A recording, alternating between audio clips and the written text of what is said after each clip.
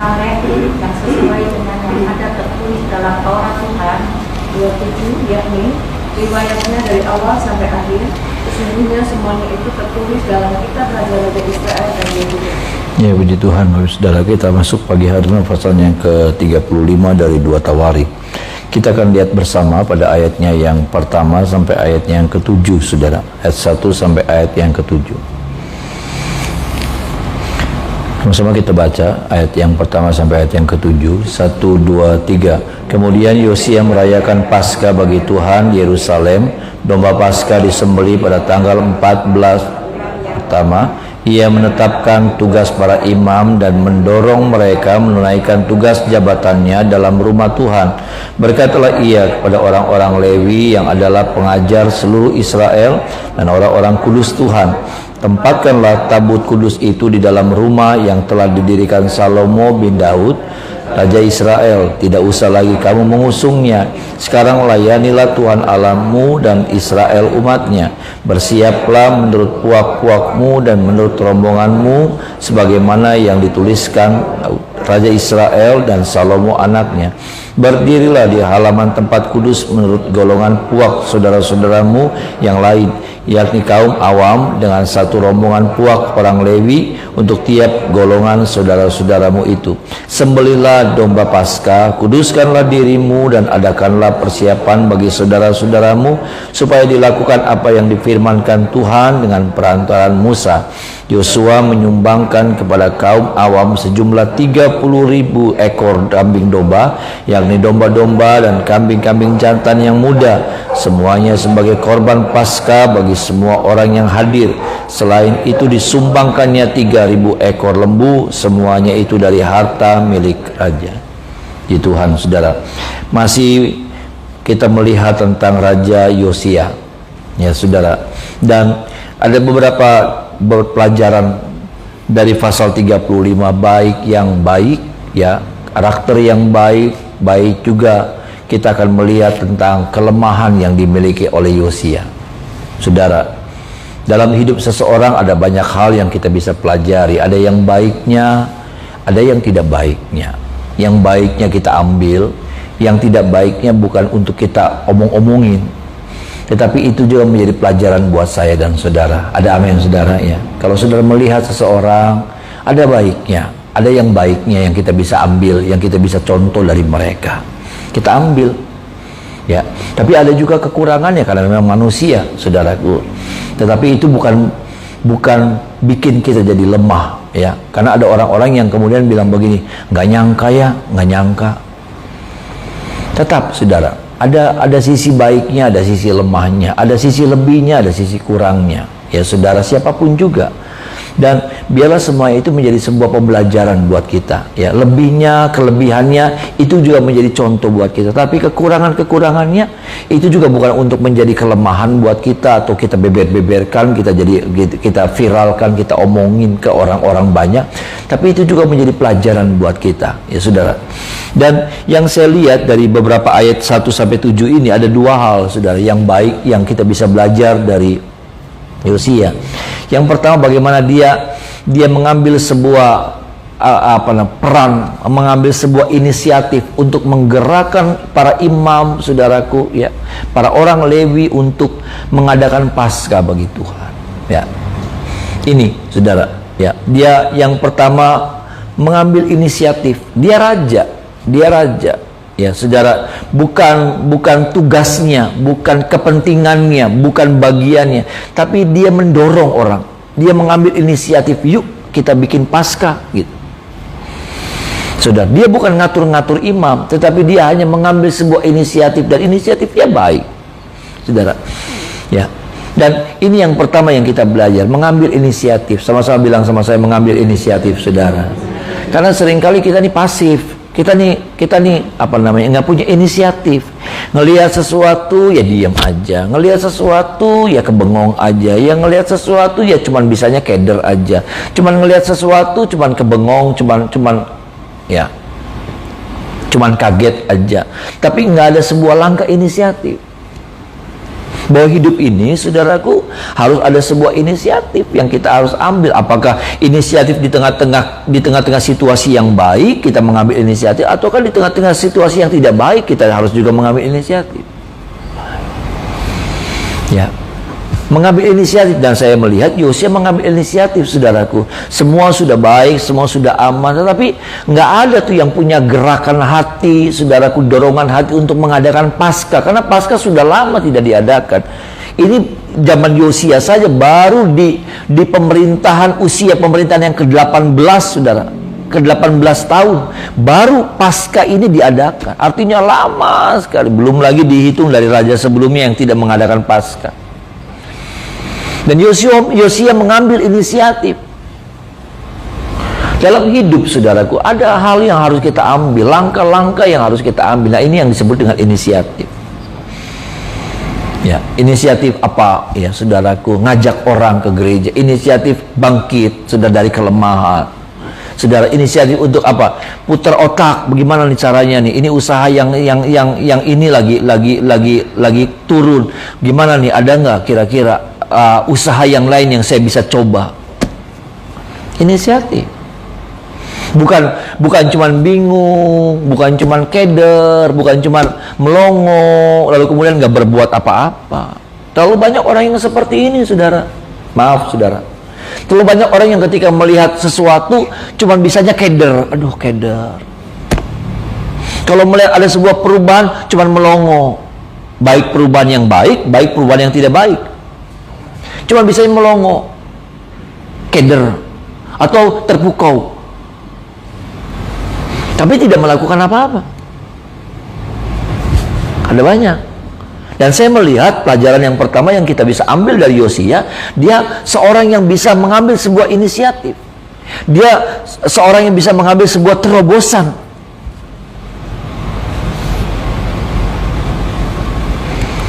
Dan ini, saudaraku, maka saya melihat ada hal-hal yang luar biasa. Paskah diadakan dengan meriah, saudara, dan terjadi hal-hal yang luar biasa di tengah-tengah Yehuda dari kepemimpinan Yosia. Kenapa? Karena raja ini adalah raja yang punya inisiatif. Dimulainya terobosan itu dimulai dari sebuah inisiatif. Kalau kita nggak punya inisiatif, nggak akan pernah terjadi terobosan. Nggak akan ada. Saya ingat waktu Tuhan gerakan saya, saudara, dengan janji Tuhan kepada saya secara pribadi, ya saudara, ya. Bagaimana Tuhan mau memberkati tempat ini, pekerjaan Tuhan yang ada, saudara. Tuhan bilang sama saya, lalu saya ambil inisiatif, walaupun kemudian inisiatif itu sepertinya mentok gitu. Ya, saya sampaikan itu sama para majelis dulu, lalu kemudian saya share ke pelayan-pelayan, saya share lagi ke jemaat, lalu kita mengadakan sebuah gerakan, saudaraku. Tapi kemudian memang betul dari inisiatif itu kadang-kala kita ketemu sama yang namanya kendala-kendala. Ya, jalan-jalan yang buntu, jalan-jalan yang mentok, nggak semulus yang kita bayangkan. Tidak berarti ketika kita sudah mengambil inisiatif, ada sesuatu yang kita mau lakukan, lalu kemudian jadi lancar semuanya. Enggak juga.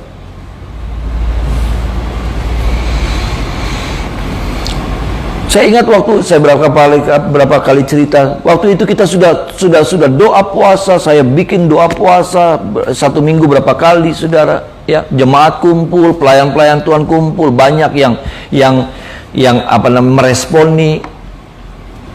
Lalu kemudian kita mulai bergerak saudara dengan iman, saudara. Ya mentok terusnya. Mentok. Sepertinya sia-sia. Sepertinya inisiatif saudara, kadangkala saudara akan ketemu sama begini. Sepertinya inisiatif saudara nol besar. Orang akan ketawain saudara, orang akan bilang, Tapi saya mau bilang begini, orang yang punya inisiatif itu selalu ada jalan keluarnya. Ada amin, saudara? Iya. Selalu ketemu jalan keluarnya lagi. Bisa bilang amin, saudara? Tapi orang yang nggak ada inisiatif, yang cuma bisanya begini, pangku tangan, keder dewe, pasif. Maka apa yang kita harapkan?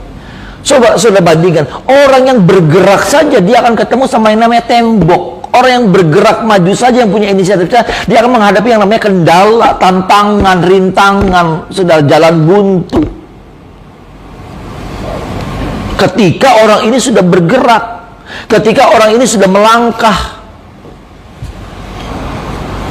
Bukankah seperti itu juga yang saudara seringkali hadapi?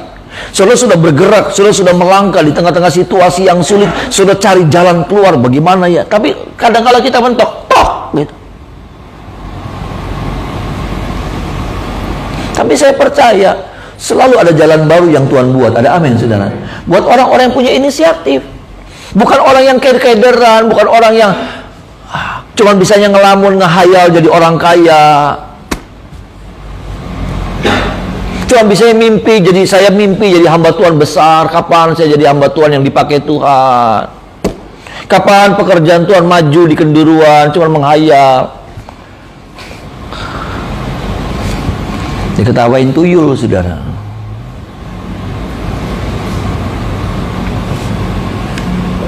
Waktu saya bergerak maju, ketika jemaat bergerak maju, ketika pelayan-pelayan Tuhan bergerak maju tempat ini, saya ingat kita ketemu sama jalan buntu, mentok. Tapi ini yang saya mau bilang, kita sudah berusaha untuk berjalan maju. Ada amin, saudara.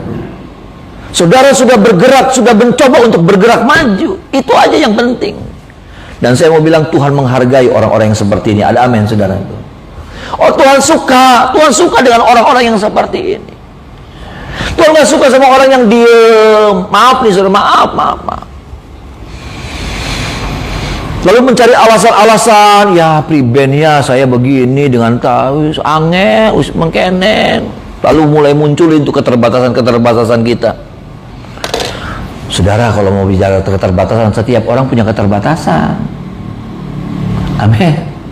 Setiap orang punya penghalangnya sendiri-sendiri. Ada, saya punya penghalangnya sendiri. Saudara punya penghalangnya sendiri. Yang sudah bisa pakai, yang sudah bisa, yang kadang-kadang orang pamer itu tuh saya tuh kelemahan saya tuh.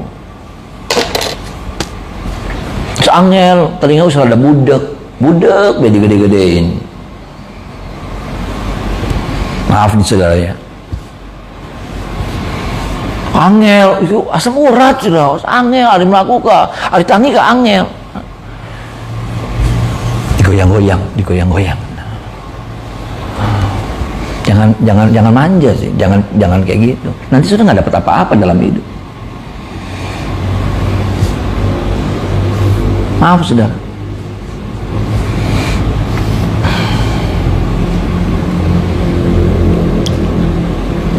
Ini yang seringkali buat kita jadi nggak ngalamin apa-apa. Ketika Tuhan sudah sediakan, kita berdoa, bukankah kita berdoa? Betul saudara, waktu sudah mau masuk ke tahun 2022 sudah berdoa, Tuhan biarlah saya ngalamin terobosan dalam hidup, saya ngalamin sesuatu yang ajaib, yang bikin tercengang, bikin surprise buat saya Tuhan. Priben pengen ada surprise. Kalau saudara nggak pernah maju, kalau saudara di sini, kalau saudara berharap ada orang bawa hadiah besar, ketok-ketok, ada yang manterin pakai tok. Enggak. Waktu Israel ada di Mesir, mereka nggak pernah ngalamin yang namanya kejutan. Enggak. Mereka selalu ngalamin tekanan. Tapi waktu mereka bergerak maju, disitulah kejutan-kejutan itu terjadi. Ada amin, saudara. Disitulah hal-hal yang menakjubkan tuh. Adalah yang namanya laut terbelah. Ada tantangan, tapi kemudian ada laut terbelah, mereka jalan, sudah ada pengalaman-pengalaman ajaib, sudah. Wah, ada pinggir mereka air, tembok lautan, saudaraku. Adalah yang namanya terjadi air sumur, air yang pahit dirubah, saudaraku. Waktu kapan? Waktu mereka bergerak maju.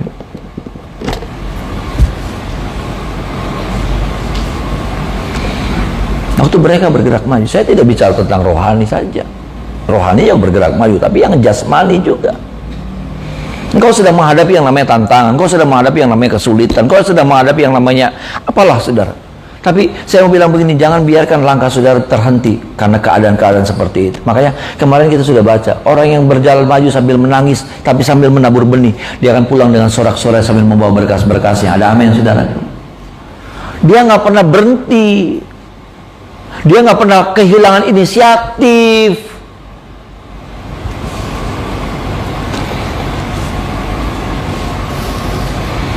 Selalu pikiran kita udah negatif dulu.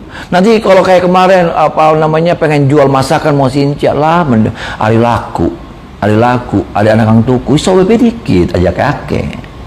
Iya kan saudara? Coba dikit masak, baru ngubungin orang. Iya kan? Bisa. Coba dikit, ya. Iku ke pengen gawe apa namanya hongba, ya saudara. Tawarin itu dulu. Tapi nggak diem tuh, nggak selalu lah percuma, lah anggo apa, lah engkau get mengkonon, lah engkau get mengkenen. Lalu sudah bermimpi, ada terobosan yang Tuhan buat, ada mujizat yang terjadi tahun 2022, nol besar.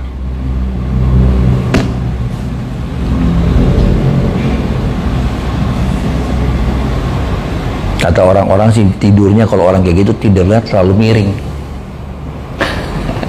Kalau bahasa TikTok tuh sudah ya, itu orang-orang yang tidurnya terlalu miring.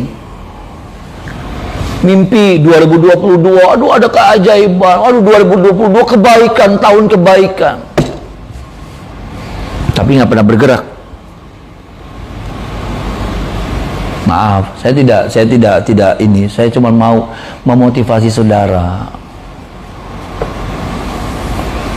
bahwa ada kebaikan Tuhan loh saudara di tahun ini, ada amin saudara.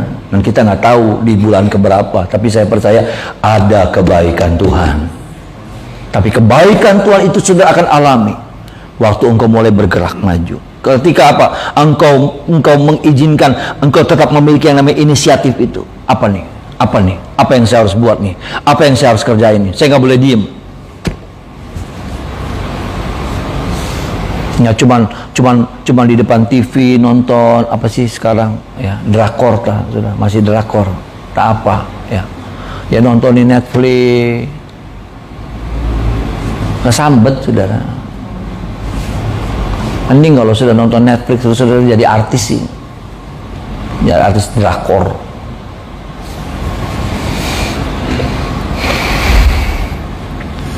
Tolong kita ya saudara. Hal yang kedua yang saya lihat saudara, bukan hanya mengambil inisiatif. Kalau saudara lihat pada ayat yang ke-7, apa saudaraku, Yosia jadi contoh. Sama-sama bilang sama saya, jadi contoh saudara. Jadi contoh ya saudara. Dia mengambil inisiatif. Ayo kita bikin Paskah yuk. Ayo imam-imam bergerak yuk. Ayo jangan diem ah.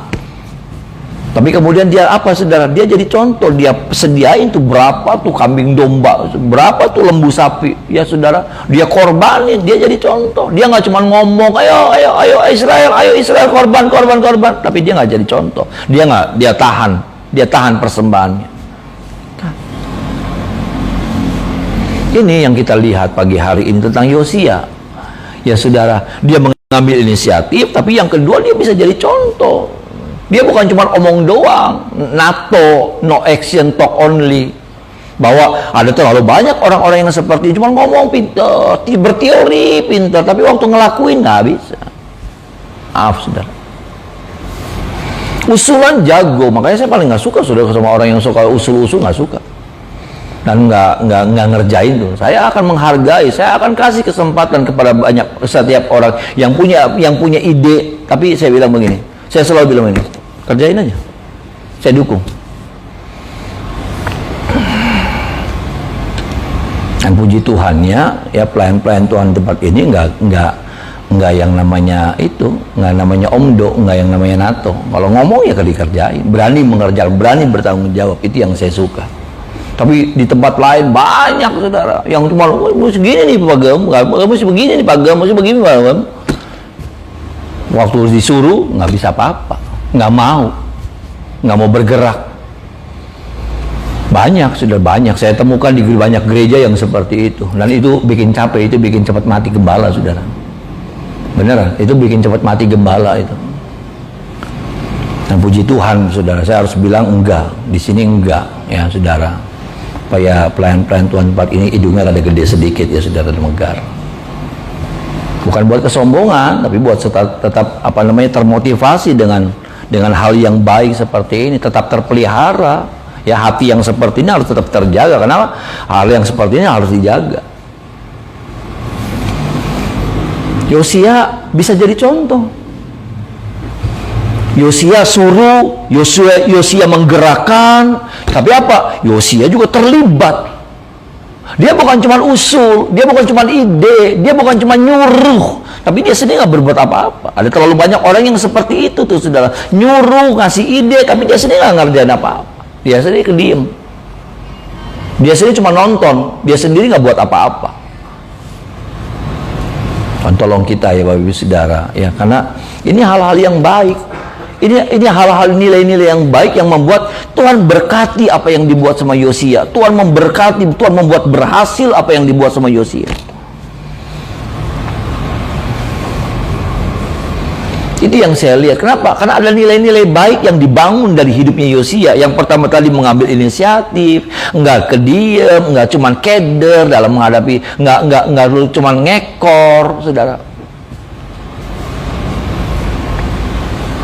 Tapi dia bergerak, dia ambil inisiatif. Ketika orang nggak berpikir tentang Paskah, tapi dia berpikir tentang Paskah. Jangan nunggu orang lain. Kadang-kadang kita bilang begini, iku beli iku, angel. Kalau kita punya prinsip kayak gitu, kita nggak akan pernah maju. Kita akan bilang begini, iku beli, ya kita ngomong angel, susah, susah sudah.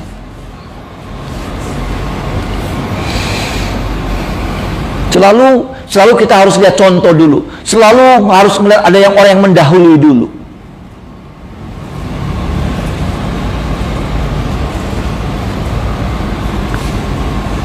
Ini bagian yang kedua. Tapi kita akan melihat juga kelemahan daripada Yosia. Tadi kita melihat kelebihan Yosia, tapi kita juga akan melihat kelemahan Yosia. Bahwa saya tadi bilang ada lebihnya, ada kurangnya manusia itu. Saya, saudara, siapapun juga ada lebihnya, ada kurangnya, ada lebih. Tapi biarlah itu jadi contoh gitu, saudara. Ya, kelebihannya bukan membuat kita jadi terpukau, jadi mengkultuskan seseorang, tidak. Tapi biarlah kelebihan-kelebihan itu jadi contoh buat kita. Oh, ini baik, ini bagus. Oh, ini nih yang membuat Yosia. Karena saya suka lihat begini, orang kadang-kala saya lihat ada orang yang diberkati ya sudah karena punya nilai-nilai, prinsip-prinsip hidupnya bagus gitu. Saya tidak, maaf saudara, saya nggak terlalu ngelihat yang namanya kekayaannya orang, enggak. Saya kagum sama orang, waduh kaya banget, punya mobilnya, aduh rumahnya ampun, enggak. Beneran. Saya lebih kagum waktu dia cerita tentang apa yang membuat hidupnya diberkati. Saya kagum, ya. Saya lihat ada satu orang yang hamba Tuhan yang saya pernah bilang, ada orang yang dari gagal, hancur, sudah hidupnya juga hancur, ya hamba Tuhan kita pernah panggil juga. Hidupnya udah hancur, masa lalunya hancur, masa kecilnya hancur, tapi hidupnya diberkati walaupun tersiok-siok tadinya, usaha juga hancur, lebur, ditipu, hilang, saudara. Tapi kemudian hidupnya diberkati, ya saudara. Hidupnya sekarang karena dia punya prinsip-prinsip yang bagus dalam hidupnya, belajar mengutamakan Tuhan. Yang saya pernah bilang ada orang yang kalau dia lagi ada tugas, ada bisnis, urusan bisnis di luar negeri, di Eropa, ya saudara, tapi dia tahu hari Minggu ada pelayanan di Indonesia, dia bisa pulang, saudara. Dia bisa pulang, dia bisa tinggalin dulu, saudara, ya. Dia udah pesen tiket dulu hari apanya, hari Jumat supaya hari Sabtu dia bisa hadir, hari Minggu dia pelayanan, habis pelayanan dia sudah berangkat lagi, tengah malam dia sudah berangkat lagi. Yang kayak gitu kan angel, yang kayak gitu kan susah. Dia sedang belajar menunjukkan sama Tuhan bahwa Tuhan tuh utama dalam hidup saya, Tuhan tuh yang pertama, prioritas dalam hidup saya. Itu kan susah. Berapa banyak orang kalau udah urusan yang begitu, Tuhan disepelekan, Tuhan dibiarkan, Tuhan ditinggalkan. Bukan cuma buat jemaat aja, pelayan-pelayan Tuhan juga banyak. Tuhan, kalau udah urusan Tuhan tuh selalu kalah, Tuhan selalu kalah, Tuhan selalu dipinggirkan, selalu terpinggirkan. Ngeri. Tapi, aduh Tuhan berkati saya dengan berkat yang terbaik. Ya bingung ya saudara. Sudah punya anak juga beda. Adilnya Tuhan itu bukan seperti yang kita pahami. Adilnya Tuhan dari 10 orang semuanya dikasih dengan sama rata. Itu tidak adil.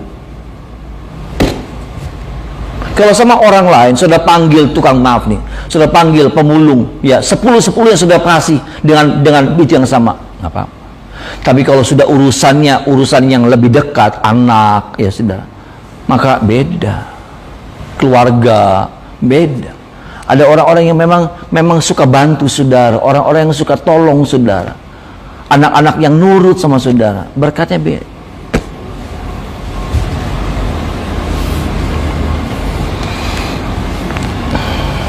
Ini. Tapi yang saya mau bilang, sampaikan, saudara, yang poin yang ketiga adalah ini, saudara, kalau sudah baca ayatnya yang ke 20 ya saudara, lalu Yosia dibunuh oleh Neko. Kita nggak usah baca ayatnya, tapi kalau saudara melihat, saudaraku, akhirnya Yosia mati, ya mati. Dia maju perang. Sebenarnya Neko bukan mau merangin Yehuda, dia mau berperang lawan Raja Israel. Tapi kemudian Yosia ikut. Yosia merasa terganggu, Yosia merasa tersinggung. Ini yang saya bilang, saudara.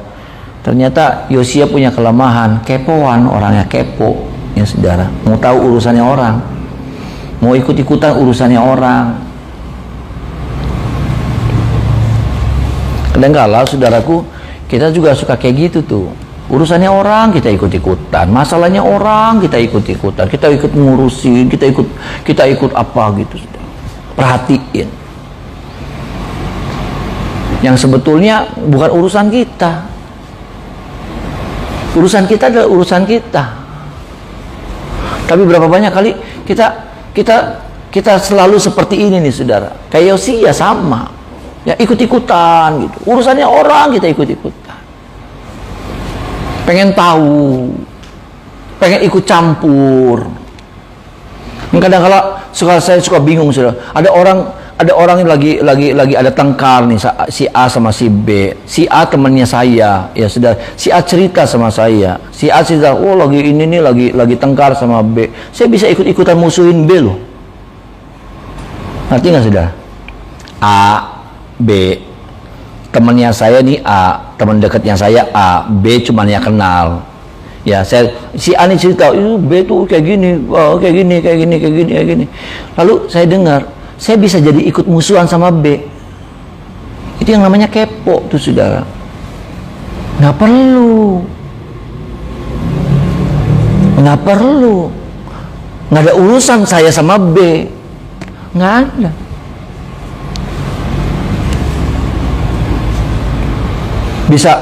Saya bisa kalau B ngelihat saya buang muka, kalau B nyapa saya buang muka.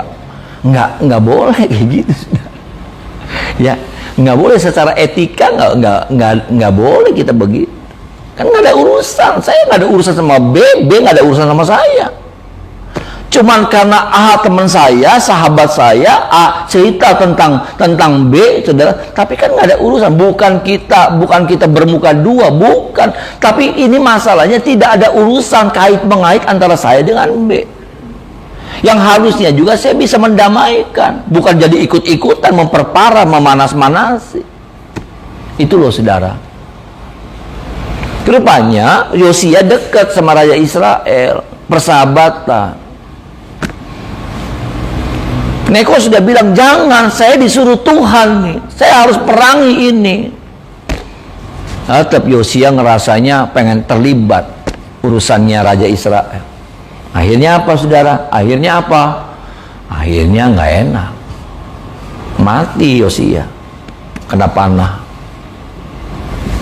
terluka. Itu jangan, nggak bagus, saudara. Kalaupun ada sesuatu yang harus kita terlibat, biarlah kita terlibat untuk mendatangkan kebaikan. Ada amin, saudara. Biarlah kita hadir, kita masuk di tengah-tengah masalah itu. Untuk apa? Untuk mematikan. Kalau ada api, apinya jadi padam. Bukan semakin ngompor-ngomporin, semakin memperparah.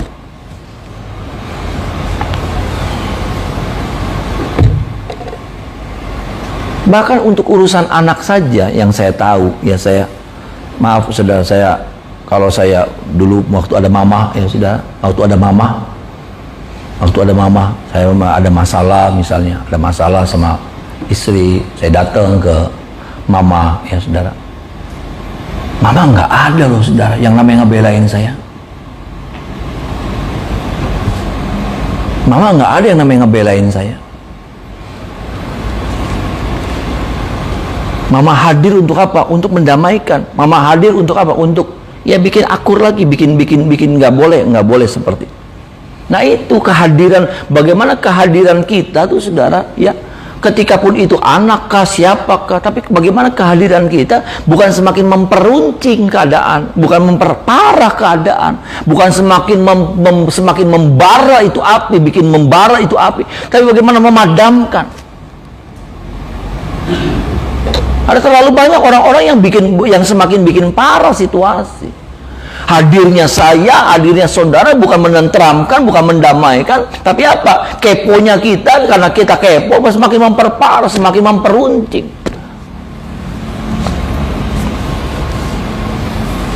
Ini pelajaran baik buat saya, buat saudara, buat kita semua, saudara. Baik, dalam hidup ini nih, mana bagian-bagian yang kita bisa ambil, mana bagian-bagian kita udah nggak perlu ambil. Nggak perlu ikut-ikutan, ya kita hanya sebagai pendengar saja, tapi kita nggak boleh ikut campur. Kita boleh sebagai mendinginkan suasana, harus itu, tapi nggak boleh terlalu ikut campur dalam ini. Terlalu ikut campur urusannya Raja Israel sama Neko.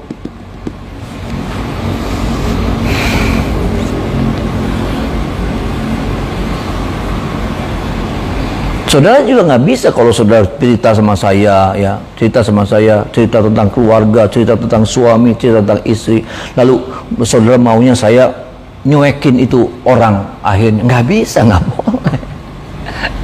Ya.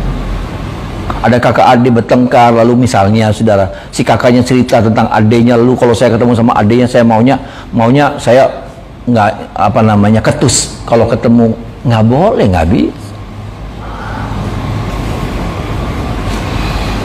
Tolong kita ya saudara, supaya ya ini jadi pelajaran buat kita gitu. Ini hal-hal sepele sih, tapi coba perhatikan hal-hal sepele kalau kita langgar, yang kita anggap dosa nggak pagem. Kalau menurut saya mah nggak dosa ya saudara. Tapi apa? Jadi bisa mendatangkan celaka, bisa mendatangkan kerugian. Kalau bicara dosa, makanya lihat, Yosia mati ditangisi sampai Yeremia bikin kitab ratapan tentang salah satu surat ratapan, kitab ratapan yang ditulis sama Yeremia menyinggung tentang matinya Yosia. Orang yang dicintai, raja yang disayang, raja yang diidam-idamkan, saudara. Dan dia dikubur secara terhormat. Tapi apa? Ya kayak gitu. Hilang keselamatan enggak, tapi jadi kayak gini ceritanya. Yang harusnya tidak terjadi jadi terjadi. Musibah yang harusnya nggak perlu dialami jadi dialami. Dan tolong kita saudara ya, supaya ya memang hidup tidak sempurna, tapi paling tidak ini menjadi contoh buat kita, untuk kita bisa lihat, untuk kita bisa renungkan, jadi sebuah pelajaran buat kita, untuk supaya lebih bijak kita dalam menjalani hidup ini, lebih hati-hati dalam kita menjalani hidup ini. Mari kita menyembah Tuhan saudara.